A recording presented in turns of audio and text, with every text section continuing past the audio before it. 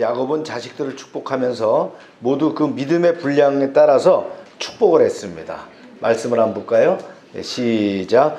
이들은 이스라엘의 12지파라 이와 같이 그들의 아버지가 그들에게 말하고 그들에게 축복하였으니 곧 그들 각 사람의 분량대로 축복하였더라. 이것을 보면 하나님의 축복은 어때요? 한이 없다는 거예요. 예, 무한정이에요.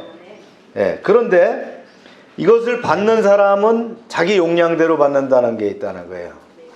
그래서 우리가 어떻게 돼요? 복을 받을 수 있는 그릇을 준비해야 됩니다. 우리 옆 사람을 축복하세요. 복을 받을 그릇을 준비하세요. 이렇게. 네. 아무리 내가 복을 받는다고 아둥바둥해도 필요 없어요. 그죠? 내가 그릇이 안 돼 있으면 안 된단 말이에요. 이렇게 조그만 종재기 같은 거 준비하면 안 됩니다. 그죠? 큰 다라이 같은 거 하나 준비해서 받기 바랍니다. 네. 그래서 복 받는 것을 보면 우리 다 알아요. 그냥 갑자기 말이죠. 뭐 복 받는 거 없어요. 믿음 안에서 복 받는 거 보면 그 사람이 믿음을 잘 감당함으로 그릇이 준비됐을 때 언젠가 부어지는 것을 보면 차고 넘치게 붓는 것을 볼 수 있습니다. 할렐루야. 네. 그래서 이제 야곱이 여러 아들에게 이제 축복을 하는데 그 내용 하나하나 보겠어요. 시작. 스불론은 해변에 거주하리니 그곳은 뱀에는 해변이라 그의 경계가 시돈까지리로다. 이 스불론 지파에 대한 얘기입니다. 어디 산다고요? 해변에 거주하리니 그곳은 배를 매는 해변이다. 그 경계가 시돈까지다 그랬어요. 스불론은 사실 해변에 가서 살지 않았어요. 해변에 가까운 데 살았고요. 또 이제 여호수아를 또 계속 보면 이 스불론 지파가 이제 항구를 가져서요. 항구를 소유해서 또 이렇게 무역하는 것도 나옵니다. 그런데 이들이 진짜 거주하는 데는 어디냐면 갈릴리 호숫가였어요. 네. 이제 아마도 스불론 지파는 거친 바다를 항해하면서 지치고 난파당한 자들을 건져서 쉬게 하고 또 한 번 하나님의 나라를 생각하게 하는 그런 역할을 한 그런 지파다 이런 뜻입니다. 네. 그 다음에 이제 이어서 이제 또 우직하면서도 겸손한 사명을 했던 이사갈 지파에 대한 내용이 나오는데요. 이렇게 얘기합니다. 시작. 이사갈은 양의 우리 사이에 꿇어앉은 건장한 나귀로다. 그는 쉴 곳을 보고 좋게 여기며 토지를 보고 아름답게 여기고 어깨를 내려 짐을 메고 네. 이사갈에게 느끼는 그 이미지가 좀 특이하죠? 미련하고도 우직한 걸 느낄 수가 있어요. 그 지파의 특징이 그렇다는 거예요. 이사갈은 마치 양의 우리 사이에 꿇어앉은 나귀다. 나귀가 고집센 상징입니다. 근데 나귀가 왜 갑자기 양의 우리에 가 있어요? 그죠? 그것도 무릎을 꿇고 있다라는 걸 보면 뭐예요? 이미 다 꺾어졌다는 거예요. 예. 좀 나귀 중에서 모자라는 것 같지만 많은 연단을 받아서 양처럼 순하게 변한 나귀다 그런 얘기예요. 즉 이 나귀는 겉으로만 나귀지 속은 뭐예요? 양이라는 얘기예요. 예. 이게 나귀라는 게 원래 고집세고 제멋대로거든요. 양하고 어울릴 수가 없어요. 그런데 양의 우리에서 무릎을 꿇고 있다. 다른 사람 말을 안 듣는데 어떻다 그랬어요? 어깨를 내리고 짐을 받을 준비한다는 거. 압제를 받을 그런 준비가 됐다는 거예요. 이사갈 지파는 하나님의 연단을 받아서 약한 자들과도 기꺼이 어울리고 다른 사람을 위해서 압제받는 것도 잘 견딜 수 있는 그런 지파가 됐다 이런 얘기입니다. 여러분 우리도 예수 처음 믿을 때 어떻게 합니까? 다 이 뭘 갖고 와요? 고슴도치처럼 다 뿔을 가지고 와서 어떻게 합니까? 사방으로 찔러댑니다. 그래서 많은 사람들한테 찔릅니다. 자기는 안 찔른 것 같죠? 다 찔렀어요. 제가 여러분들을 신앙생활하는 걸 다 봤거든요. 그러니까 다 찔러대는 어떻게 고슴도치였단 말이죠. 근데 신앙생활 가운데 어떻게 해요? 이 가시가 다 어떻게 했어요? 다 닳아서 없어졌어요. 그죠? 그래서 어떻게 해요? 이제 상대를 품을 수 있는 그런 신앙 안에 은혜로운 사람이 됐다는 거예요. 아멘입니까? 우리가 다 이사갈 지파와 같은 이런 사람들이 돼야 될 줄로 믿습니다. 네. 이런 사람은 남이 아무리 화를 내고 성질을 부려도 눈만 껌뻑껌뻑거리다가 잊어버립니다. 이런 사람은 이미 자신의 정욕과 야망을 어떻게 했어요? 그리스도의 십자가와 함께 못 박은 사람이라는 거예요.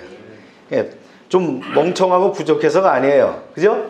예, 이걸 온유해졌다라고 하는 거예요. 온유라고 하는 건 뭐냐면요, 미크니스라고 하는 이 온유의 뜻은 그런 거예요.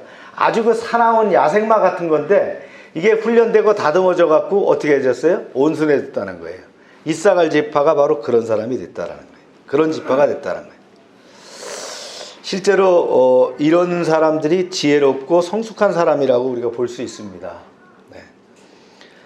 그러나 이스라엘 아들들 중에는 다 이런 사람만 있는 것이 아니에요.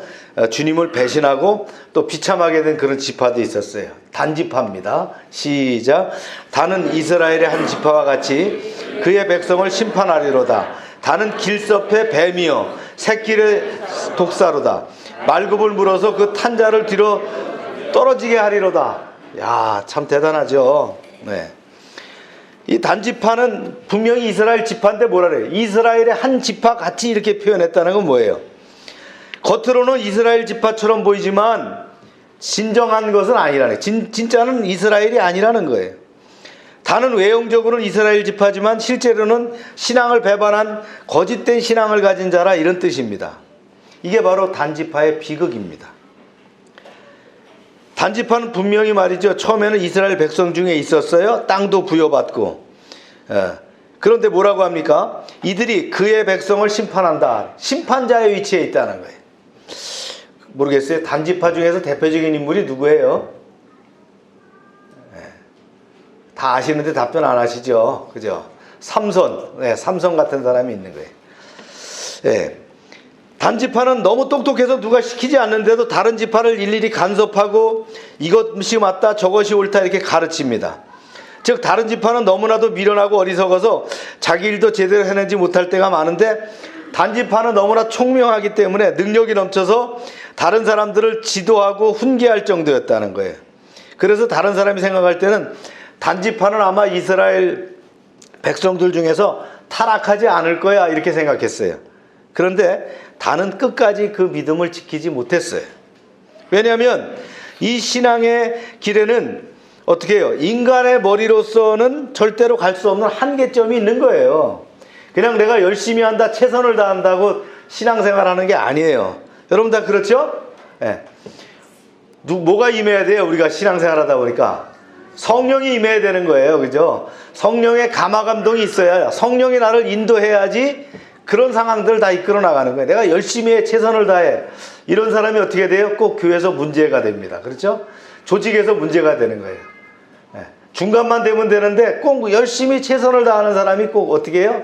남을 정죄하고 남을 비난하고, 네, 남 왕따시키고 이렇게 해야 되는 상황이 생긴다는 거예요.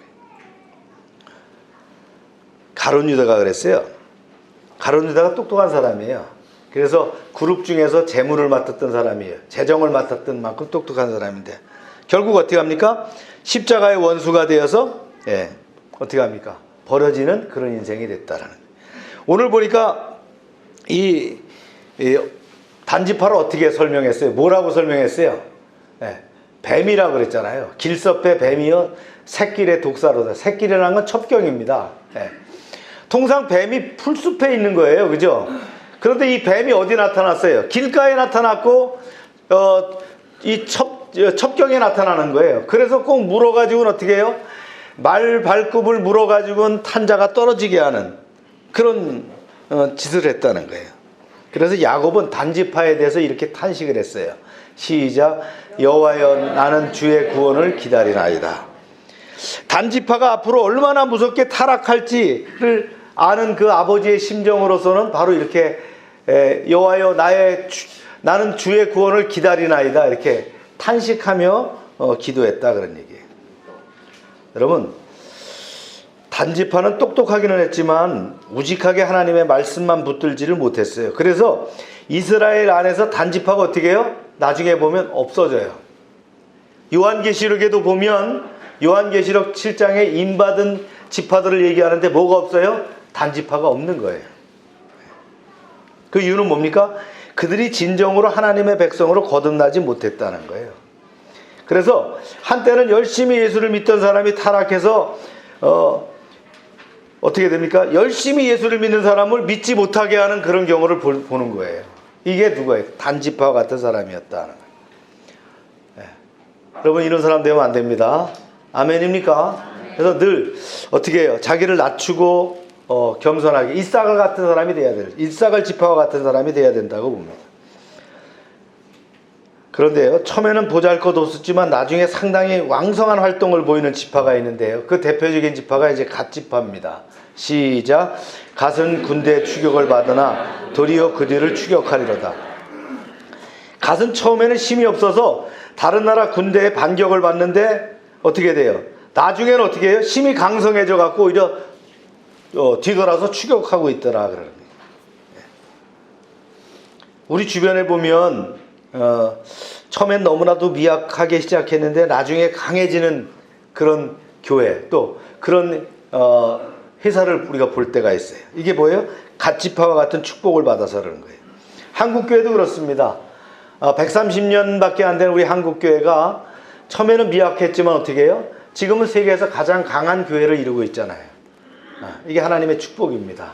할렐루야. 또 이제 다른 지파가 나오는데요. 이제 아셀 지파입니다. 식물을 잘 공급하는 지파예요. 시작. 아셀에게서 나는 먹을 것은 기름진 것이라 그가 왕의 수라상을 차리리로다.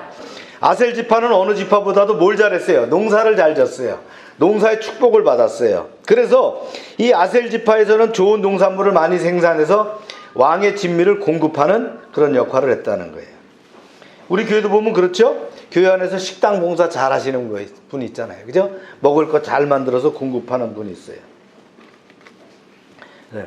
조금 더 인색하거나 아까우지 않고 풍성하게 음식을 공급하는, 모든 사람에게 어떻게 해요? 기쁨을 주고 힘을 주는 거예요. 할렐루야. 네. 이런 사람들이 바로 아셀 지파 같은 사람이었다. 그 다음에 이제 납달리 지파가 있어요. 암사슴같이 뛰어다니면서 소리를 내는 그런 복을 바라는 지파입니다. 시작. 납달리는 노인 암사슴이라 아름다운 소리를 바라는도다 그랬어요. 아마도 암사슴이 소리를 내는 중에 가장 듣기 좋은 소리는 뭐예요? 사랑하는 수컷을 찾는 소리겠죠? 예. 이 납달리가 암사슴이라고 하는 것은 그들이 사슴처럼 빠른 발로 뛰어다니면서 좋은 소식을 전하는 이런 의미입니다.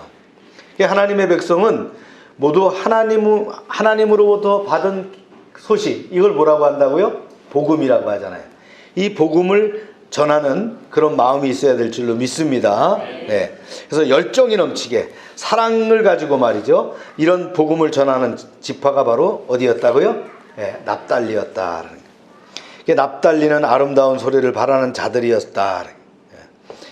근데 정반대로 말이죠. 입만 벌리면 자기 자랑을 하거나 남의 욕을 하는 사람도 있어요. 그런 사람은 이제 가까이 하거나 만난다는 건 어떻게 합니까? 굉장히 힘들죠. 참 힘들 수 있다는. 그래서 우리 믿음의 사람들은 아름다운 소리를 바라는 사람이 돼야 되는 거예요. 즉 복음을 증거하는 자가 돼야 됩니다. 할렐루야. 네. 이스라엘 중에서 가장 이제 또 어린 지파가 어디냐면 베냐민입니다. 너무 어려서 다른 사람들에게 별 도움이 되지 않고 오히려 피해를 주지만 나중에 성숙해져서는 어떻게 합니까? 많은 사람들에게 도움을 주는 지파가 됐다. 베냐민 지파. 시작. 아침에는 빼앗은 것을 먹고 저녁에는 움킨 것을 나누리로다. 누가 그래요? 막내가 그래요. 막내들이 꼭 그러잖아요. 네. 그냥 막내들은 어떻게 합니까? 언니, 오빠 막 물어뜯는 것처럼. 왜냐면 이게 보호 본능이에요. 그러다가 이제 나중에 어떻게 해야 돼요? 커가면서 오히려 나눠주는 그런 자세가 됐다는 거예요. 신앙이 어리기 때문에 그렇다고 볼 수 있는 거예요. 베냐민이 어리기 때문에 신앙이 어리다 보니까 이제 이런 모습이 나타나는 거예요. 그런데 어릴 때는 부모나 형제에게 아무것도 할 수 없어요. 그러다가 어떻게 합니까? 은혜를 받게 되면, 이제 신앙이 성숙하게 되면 어떻게 해요? 베냐민은 저녁에는 어떻게 해요? 자기가 움킨 것을 남에게 준다 그랬어요. 즉 베냐민이 신앙이 어느 정도 자란 후에는 능히 다른 사람을 도와주고 챙겨줄 수 있게 되었다라는 거예요. 그 예수님의 제자들 중에서 그런 사람이 있었어요. 처음에는 너무 힘들게 했던 사람. 우리가 잘 아는 마가입니다. 그래서 마가를 데리고 가긴 갔는데 선교여행 가다가 너무 힘들어서 포기하고 돌아가 버려요. 그 다음 선교여행 때 마가를 데리고 가느냐 마느냐 때문에 누구하고 싸워요. 바울하고 누구하고 싸워요? 바나바하고 막 다투는 그런 상황이 생겨요.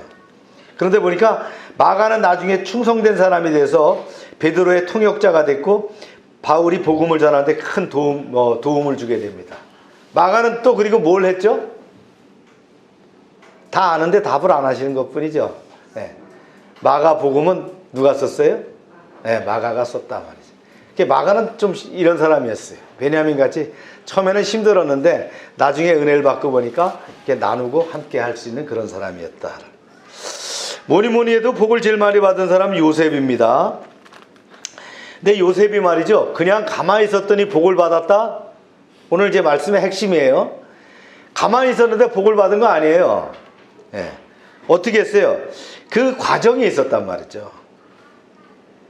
그래서 우리는 우리와 우리 자손들이 복을 받는 것을 어떻게 알 수 있어요? 그들이 머리가 좋아서 돈을 잘 벌어서가 아니에요. 가장 중요한 것은 뭐예요? 우리가 하나님을 두려워하고 그 말씀대로 살려고 애쓸 때 어떻게 합니까? 아, 저 사람 복 받겠다 이렇게 되는 거예요. 틀림없이 그렇게 되는 역사가 나타난다는 거예요. 할렐루야. 네. 요셉을 이렇게 표현했어요. 시작. 요셉은 무성한 가지 곧 샘 곁에 무성한 가지라. 그 가지가 담을 넘었도다. 야곱은 요셉이 받은 축복의 특징을 뭐예요? 샘 곁에 가지가 무성한 나무라고 표현했어요. 시편 1편에 뭐라고 나와요? 시냇가에 심은 나무라. 할렐루야. 네. 이 팔레스틴 지방에는 가뭄이 심하기 때문에 웬만한 웅덩이는 가뭄에 다 말라버려요. 물이 없는 강이 많아요. 그냥 빈 강이 많단 말이에요. 그래서 이쪽 사람들은 뭘 굉장히 중요시 여기냐? 깊은 샘을 중요시 여기는 거예요. 그래서 샘을 잘 파야 되는 거예요. 왜냐면 샘이 깊은 물은 가말에 그치지 않는다 그러잖아요. 가뭄이 들어도 그치지 않는단 말이죠. 이 샘이 이 깊은 샘 옆에 이 자라는 나무 어떻게 합니까? 계속 잎이 무성할 수 있다. 이것이 바로 야곱이 축복한 요셉의 그 상태가 바로 이런 모습이에요. 그러니까 우리로 말한다면 여러 가지로 표현할 수 있겠지만 그 팔레스틴의 그 콘텍스트에서 그 상황에서는 뭘 설명했어요? 복 받는 사람이 시냇가에 심은 나무였다는 거예요. 할렐루야. 네. 여러분, 그런데 이 세상의 축복은 말이죠, 일시적인 게 많아요. 그래서 비가 올 때는 막 떠내려갈 것처럼 물바다가 될 것 같아서 야 물이 많다 그러지만 어떻게 합니까? 이제 그것이 비가 그치고 가뭄이 시작되면 어떻게 다 마르는 그런 상황이 될 수 있어요. 결국 살아남는 것은 뭐예요? 샘 곁에 심긴 나무다. 요셉의 나무는 그 뿌리가 어떻게 해요? 하나님께 닿아 있었어요. 그래서 요셉의 나무는 언제든지 무성할 수 있었다는 거예요. 우리가 세상을 따라가면 안 되는 이유가 바로 여기에 있어요. 우리가 세상을 따라가면 가뭄 때 반드시 어떻게 돼요? 마를 수밖에 없다는 거예요. 요셉은 하나님을 의지하는 믿음으로 살았기 때문에 처음에는 어려움을 많이 겪었어요. 네. 말씀에 나옵니다. 이렇게 나와요. 시작. 활 쏘는 자가 그를 학대하며 적개심을 가지고 쏘았으나 요셉의 활은 도리어 굳세며 그의 팔은 힘이 있으니 이는 야곱의 전능자 이스라엘의 반석인 목자의 손을 힘입음이라 그랬어요. 여기서 활 쏘는 자는 팔의 힘이 아주 강한 자를 말하는 거예요. 팔 쏘는 자는 그 누구를 얘기하는 거예요? 요셉을 억제하는 자들. 그 형들이 그랬잖아요. 형들이 동생 말이죠. 너 잘난 척해. 너만 채색 옷을 입어. 너만 아버지 사랑을 다 받는 것 같아. 그래서 어떻게 해요? 그 대상들에게 팔아버리잖아요. 사막에서. 네. 결국은 그래서 어떻게 됩니까? 그가 광야에서 팔려가지고 어디로 가요? 애굽으로 가고 종살이를 합니다. 종살이를 잘하고 있었는데 또 어떻게 합니까? 또 활 쏘는 자가 누구예요? 그 보디발의 아내가 말이죠. 음해하는 바람에 어떻게 합니까? 감옥살이 또 하잖아요. 여러분, 우리가 신앙이 그래요. 신앙생활이 그래요. 처음에는 참 신앙을 가지면 어렵고 힘든 것 같아요. 말씀대로 살기가 참 힘들어요. 때로는 이럴 수도 있어요. 내가 예수 믿고 이거 잘못된 거 아니야? 혹시 길을 잘못 온 거 아니야? 이런 상황도 올 수 있어요. 그런데 요셉을 보세요. 그런 상황을 다 거치니까 어떻게 해요? 네.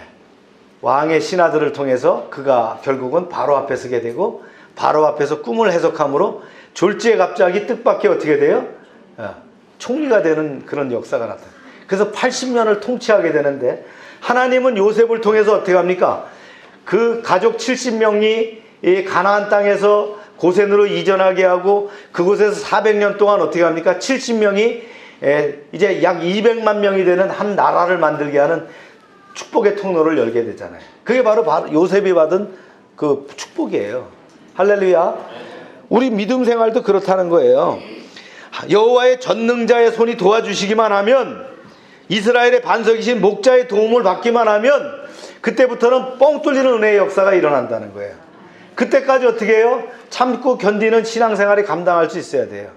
그냥 뭐 교회 입문했으니까, 교회 들어오니까 다 될 것이다? 아니에요. 여러분, 신앙 안에서 성장한 사람들 보면 다 뭐라고 간증합니까? 우리가 지난 다니엘 기도회 때 간증하는 사람들 나와서 20여 명이 간증을 했지만, 그 간증자가 뭐라 그랬어요? 저는 처음부터 막 복을 쏟아지게 받아가지고 막 호화호식을 누리고 이렇게 살고 있습니다. 이게 하나님의 복입니다. 이렇게 얘기한 사람 한 사람도 없어요. 그죠? 너무 힘들고 어려운 과정을 통과했다는 거예요. 그래서 하나님을 만났어요. 그러나 그 과정은 지속됐어요. 그런데 어느 날부터 어떻게 해요? 서광이 비치기 시작하더라는 거예요.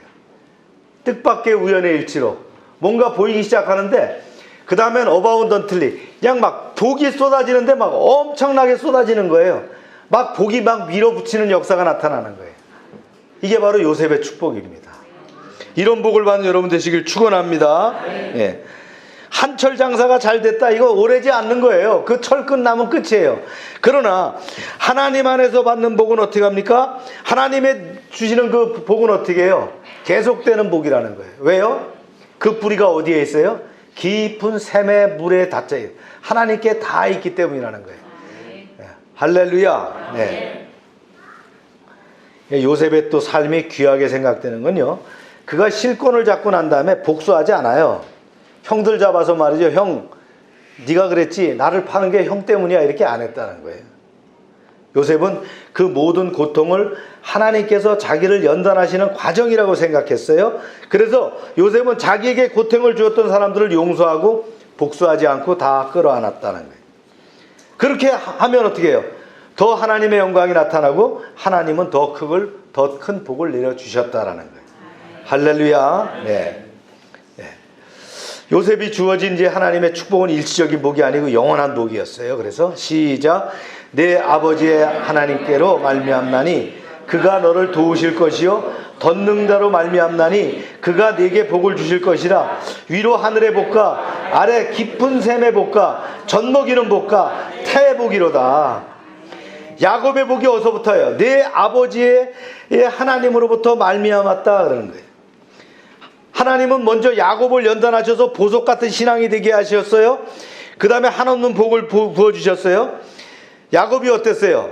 괜히 약한 야곱을 어떻게 해요? 힘센 형이 말이죠, 어떻게 합니까? 못되게 굴잖아요. 그래서 결국은 형과의 어떤 다툼 가운데서 쫓겨나게 되잖아요. 그리고는 어떻게 해요? 자기 처갓집에 가갖고 20년 동안 아주 종살이 아닌 종살이를 그렇게 하지 않습니까? 완전히 맨 땅에서 헤딩해가지고 어떻게 합니까? 이제 부인을 넷을 얻고 12아들을 얻어가지고 고향으로 복귀하게 되는. 그 후 야곱의 생에는 보니까 뭔가 있었다는 거예요. 뭔가 있더라는 거예요. 야곱이 생각해보니까. 여러분, 이게 굉장히 중요한 대목입니까? 야곱이 고생하면서 나중에 하나님을 만나 복을 받다 보니까 자기가 생각한 것이 뭐냐? 이 고백이 왜 나왔냐? 뭔가 있더라는 거예요. 자기 뒤에는 누가 있더라고요? 하나님이 계시더라는 거예요. 백그라운드에 하나님이 강력하게 밀어주시고 있더라는 거예요. 어려운 일을 당할 때마다 누군가가 함께 하시더라는 거예요. 외삼촌 라반에게 많이 속았지만 하나님은 야곱의 몫을 다 찾아주셨고요. 몇 배 복을 주셨어요. 야곱이 외삼촌 라반의 집에서 도망쳤을 때 라반이 꿈에 나타나서 야곱을 건들지 말라, 이것도 하나님이 말씀하셨어요. 또 이제 가다 보니까 말이죠, 하나님의 그 군대 마하나임이 말이죠, 퍼레이드를 하면서 이 군대가 너와 함께 한다 그러는 거예요. 자기를 잡아 죽일 것 같았던 그 형이 에서가 말이죠, 400군사를 몰고 달려와갖고는 어떻게 합니까? 야곱의 목을 얼싸안고 말이죠. 동생아 하면서 축복하지 않습니까? 이게 누가 하는 거예요? 네, 하나님께서 하셨다라는 거예요. 이걸 알았다는 거예요. 어떤 사람은 자기가 너무 가난한 집에 태어났다고 해서 스스로 불행하다고 생각할지 모릅니다. 그러나 그 모든 고생이 참 하나님을 만나는 과정이라는 거예요. 우리는 스스로 가장 재수없다고 생각할 때도 어떻게 해요? 하나님은 우리와 함께 하시면서 어려운 가운데 우리를 지켜주신 거예요. 그러다가 하나님은 나로 하여금 하나님을 바로 알게 하시고 결국 하나님의 뜻대로 사는 아름다운 삶을 살아갈 수 있도록 인도하시는 거예요. 그래서 하나님은 먼저 우리를 어떻게 해요? 연단하시는 거예요. 보석 같은 신앙을 만들 수 있도록 절차 탁마하시는 거예요. 연단하시는 거예요. 그런 다음에 어떻게 해요? 복을 부어주시는 거예요. 아멘입니까? 아멘. 준비되지 않은 사람에게 복을 준다고 그게 복이 아닙니다. 그죠? 그래서 그리스도인들에게 있어서 가장 신기한 것은 뭐냐? 우리가 예수를 믿고 하나님의 백성이 되는 거예요. 이것이 바로 야곱의 하나님입니다. 하나님은 우리가 부족하거나 이기적이라고 해서 우리를 버리지 않습니다. 우리가 처음에는 예수님을 알게 된 것을 원망스러울 정도로 모든 것이 뜻대로 되지 않고 고생하게 됩니다. 그러나 이 모든 것은 어떻게 해요? 나를 만드는 과정이라는 거예요. 우리가 일단 만들어지고 난 후에는 도저히 이해되지 않을 정도로 하나님께서 복을 부어주시는 거예요. 때로 그렇게 고백합니다. 주님, 내가 무엇이고 한데 이렇게 나에게 복을 주시며 나를 높이시나이까. 할렐루야. 네. 야곱은 요셉에게 하늘의 복과 아래 깊은 샘의 복을 줄 거라는 것을 알고 말이죠. 축복하는 거예요. 하늘의 복은 비가 오는 것을 말하고요. 아래 그 깊은 복은 뭐예요? 샘이 마르지 않는 것을 말하는 거예요. 이게 팔레스티나에서 가장 복받은 사람이 뭐라고요? 깊은 샘을 가진 사람이에요. 마르지 않는 샘을 가진 사람이다. 그래. 왜냐하면 샘이 있어야 농사를 짓고 샘이 있어야 가축들에게 물을 줄 수가 있죠. 오늘 우리에게 샘은 뭡니까? 우리에게 샘은 뭐예요? 하나님의 말씀입니다. 우리에게 하나님의 말씀이 끊임없이 흘러나오는 이상 우리의 영혼은 결코 줄이지 않는다는, 그리고 우리의 영혼이 건강하면 이 세상에서 하지 못할 것이 없다는 거예요. 여러분 왜 큐티합니까? 하나님의 말씀이기 때문입니다. 왜 여러분 성경 통독 왜 하라고 합니까? 하나님의 말씀이기 때문입니까? 이 시간 왜 우리가 하나님의 말씀을 듣고 있습니까? 그것이 복의 근원이기 때문입니다. 삶의 원천이기 때문입니다. 할렐루야. 우리가 가장 두려워야 될 것은 뭐예요? 하나님의 말씀이 고갈되는 거예요. 그렇게 되면 어떻게 해요? 우리의 영혼은 만족이 없고 방황하게 되는 거예요. 그래서 우리 성도들은 세상적으로 축복을 받으면 받을수록 하나님 앞에 더 겸손하게 더 말씀을 사모하는 사람이 되어야 될 줄로 믿습니다. 그러면 하나님의 축복은 끊임없이 지속됩니다. 복을 받으면서 염려하는 사람도 있어요. 이거 가다가 끊어지는 거 아니야? 끊어질 수도 있어요. 말씀이 끊어지면 끊어지는 거예요. 그래서 말씀이 고갈되지 않도록 해야 되는 거예요.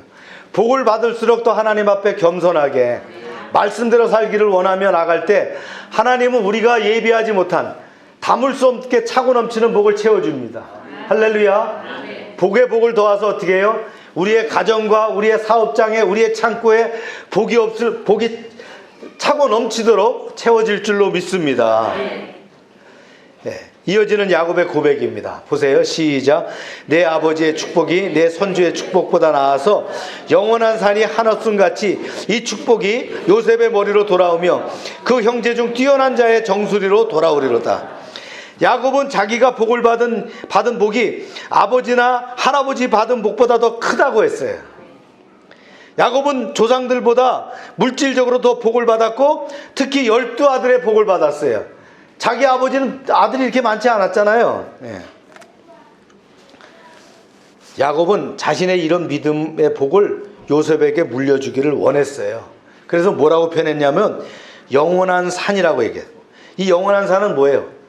큰 산, 그죠? 오래된 산이에요.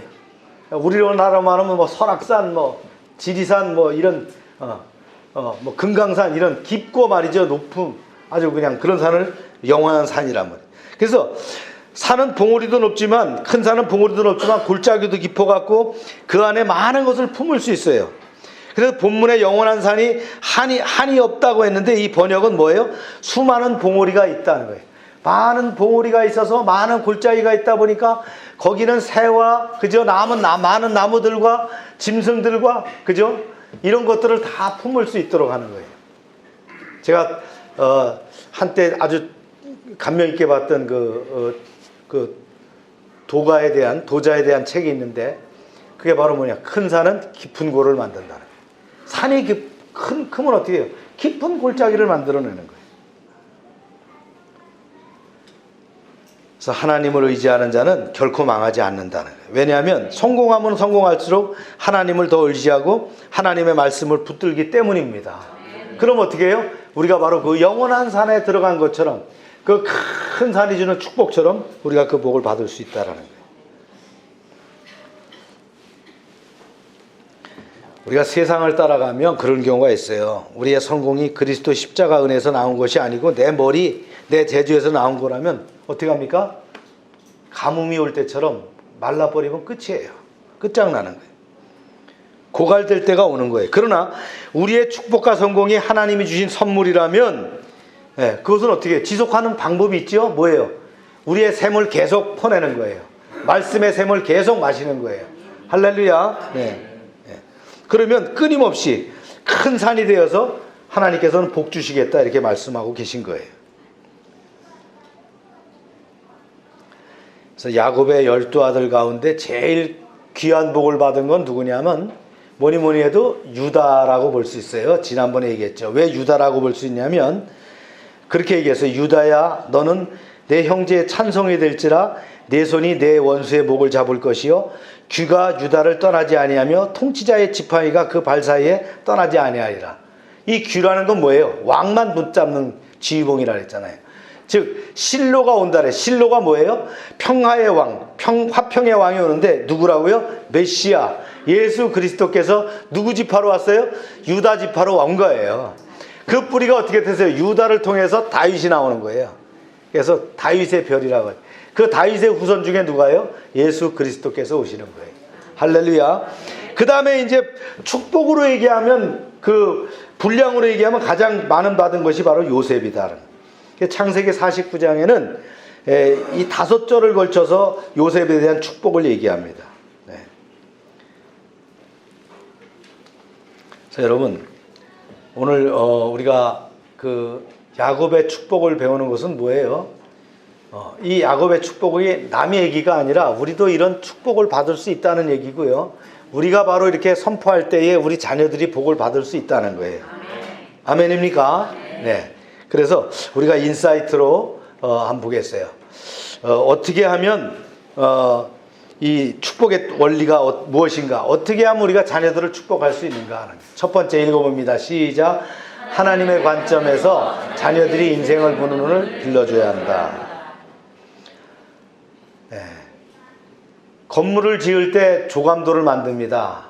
조감도를 만들면 아무리 큰 건물에도 한 번에 다 볼 수 있어요. 그죠? 이것처럼 말이죠. 우리가 하나님의 관점에서 보는 지혜를 자녀들에게 가르쳐 줘야 돼요.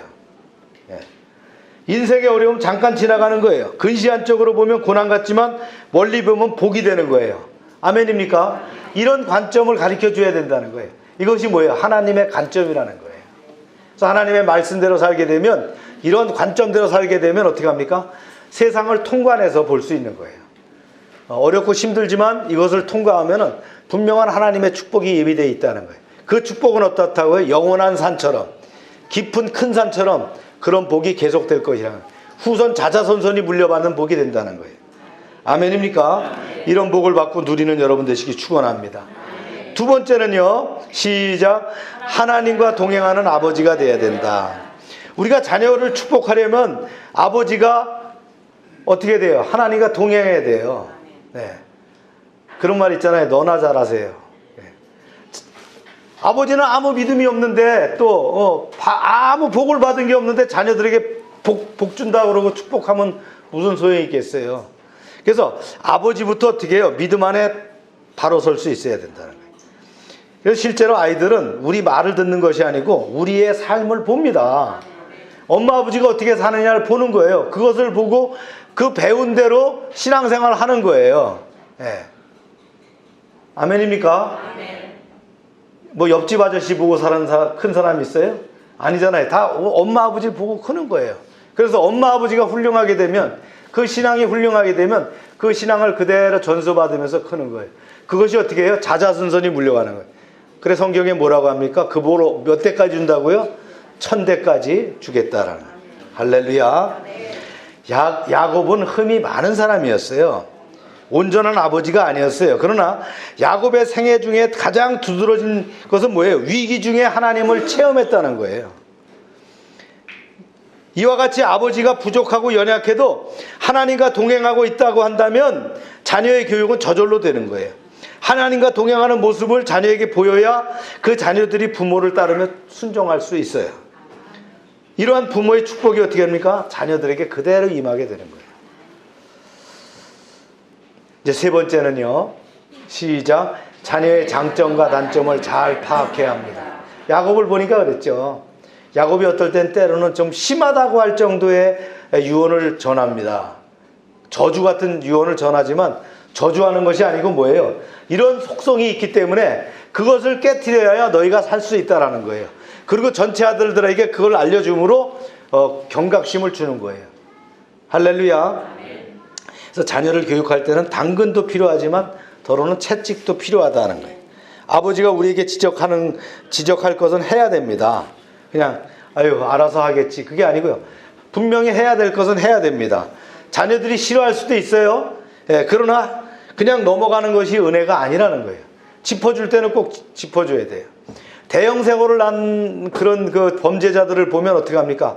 우리 아버지가, 우리 엄마가 나 옛날에 뭐 잘못했을 땐 왜 나를 지적하지 않았냐는 거예요. 그때 붙잡아 줬으면 내가 이런 짓 안 했을 텐데, 그런 후회하는 거 보잖아요. 자녀가 잘못했다면 늘 기도하면서 자녀들을 바른 길로 갈 수 있도록 인도해 줘야 됩니다. 그리고 자녀들은 어떻게 합니까?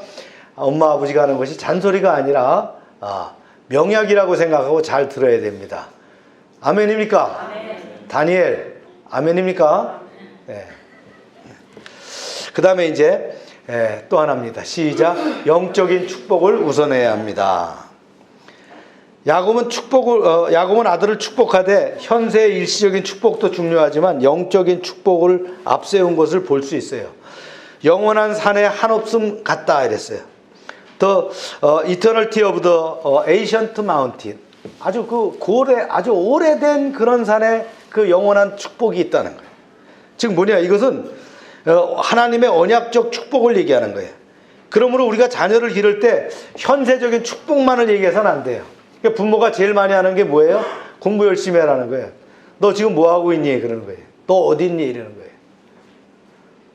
그래서 공부 이렇게 하는 거예요. 공부도 참 중요하지만 그 아이들이 반듯하게 믿음 안에 자라갈 수 있도록 하면 은혜 받으면 공부가 열립니다. 아멘입니까? 우리 주변에 그런 사람 많아요. 은혜 받으면 어떻게 해요?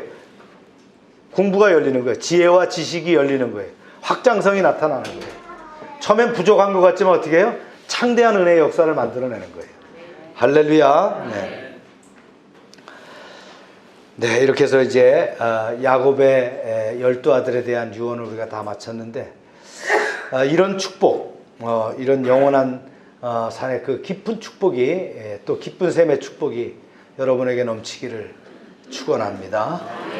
기도하겠습니다. 하나님 아버지 감사합니다. 야곱이 아들에게 축복함처럼 우리가 하나님의 축복을 받음에 감사합니다. 우리도 자녀들에게 이러한 축복을 선포하게 하여 주시옵소서. 하나님의 관점에서 자녀들이 인생을 보는 눈을 기르게 하여 주시옵소서. 하나님과 동행하는 아버지가 되므로 그 자녀들이 하나님과 동행하게 하여 주시옵소서. 자녀의 장점과 단점을 파악해서 축복함으로 그들이 바른 길로 가게 하여 주시옵소서. 영적인 축복을 우선함으로 언약적인 축복이 우리의 후손들에게 이루어지게 하여 주시옵소서. 그래서 영원한 산에 한없는 축복을 누리는 믿음의 가정과 가문을 이루게 하여 주시옵소서. 이제 성탄절 맞이합니다. 또 연말연시를 맞이합니다. 겸손하게 결산하며 계획하는 그런 마무리가 되게 하여 주시옵소서. 예수님의 이름으로 기도합니다. 아멘. 네. 하나님께 영광의 박수를 드립니다.